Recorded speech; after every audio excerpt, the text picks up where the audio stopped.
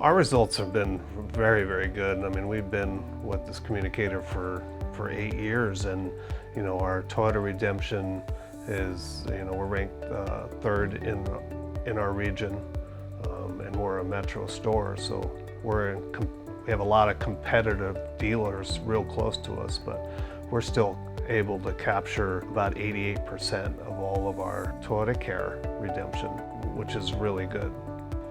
I don't believe that we could do our business as well as we do it without the Communicator.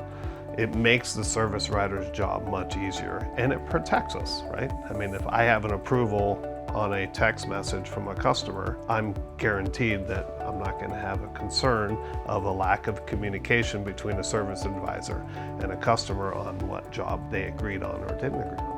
The advantages I'm gaining now are, instead of having to cross-reference every single recall, the Communicator sends the information directly to the consumer saying that they have an open recall, which allows my BDC consultants to do inbound and outbound phone calls, Toyota Care phone calls, instead of doing recall phone calls. The departments that have benefited from using the recall would have to be every department.